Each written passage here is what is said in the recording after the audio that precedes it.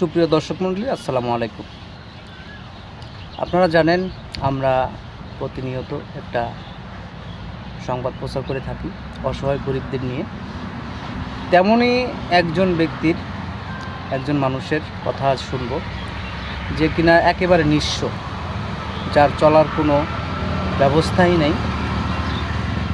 চলুন কথা বলি তার সাথে। আপনার নামটা? কল্পনা। আপনার বাড়িটা কোথায়? বরুঙ্গামারি থানা।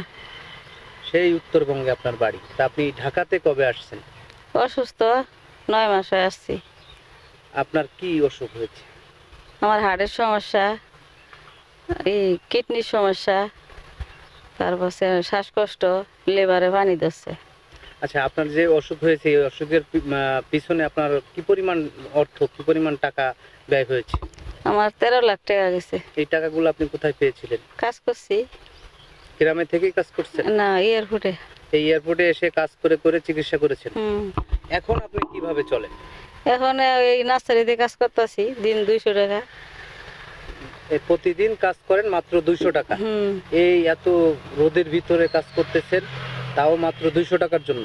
তাছাড়া ওষুধ তো খাওয়া লাগবো।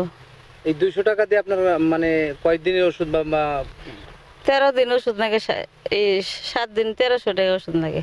7 দিনে 1300 টাকার ওষুধ লাগে। তা আপনি 7 দিনে ইনকাম করেন হলো 1400 টাকা। এই 1400 টাকা ইনকাম করে যদি আপনি ওষুধই খান, তা আপনার ঘর চলে কিভাবে? আমার স্বামী আছে, কোনোরকম করে কাজ করে চালায়। আর আপনার সন্তান কয়জন? আমার 2 ছেলে। এখন এই 4 জনের সংসার আসলে খুবই কষ্টের সাথে চলতেছে। জি। আপনারা মানে খাওয়া দাওয়া কিভাবে করেন একটু যদি আমাদের দর্শকদের উদ্দেশ্যে বলেন। খাওয়া দাওয়া তো কষ্টই, করে কি বইলে আর লাভ আছে, সেই তো কষ্টই। আপনার স্বামী কি করেন? নার্সারিতে কাজ করে। আচ্ছা, আমাদের এই অনুষ্ঠানটি বাংলাদেশের বিভিন্ন অঞ্চলের বিভিন্ন জায়গা থেকে মানুষ দেখে। আপনার যদি কিছু বলার থাকে তাদের কাছে বলতে। আপনারা আমি টাকার জন্য চিকিৎসা করতে পারতাছি না, আপনারা আমাকে সাহায্য করবেন যারা টাকা আলা আছেন। আমি খুব অসহায়, আমার থাকার ঘরও নেই। আচ্ছা দর্শক, আসলে উনি মহিলা মানুষ, তারপরে অসুস্থ মানুষ। উনি ওইভাবে হয়তো বলতে পারতেছেন না। ওনার কথাটা আমিই বলে দিচ্ছি। মাননীয় প্রধানমন্ত্রী জননেত্রী শেখ হাসিনার কাছে ওনার আকুল আবেদন, তিনি যেন এই মহিলাটিকে একটি ঘর অথবা থাকার ব্যবস্থা করে দেন এবং ওষুধ পানির ব্যবস্থা করে দেন।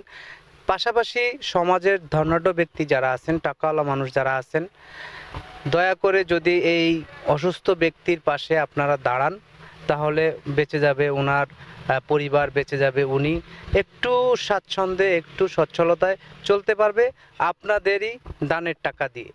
যদি মনে হয় যে ওনার সাথে যোগাযোগ করবেন, আমাদের স্ক্রলে ওনার নাম্বার দেওয়া থাকবে, যোগাযোগ করে কথা বলে শিওর হয়ে আপনারা তাকে সাহায্য করতে পারেন। ধন্যবাদ সবাইকে, ভালো থাকবেন।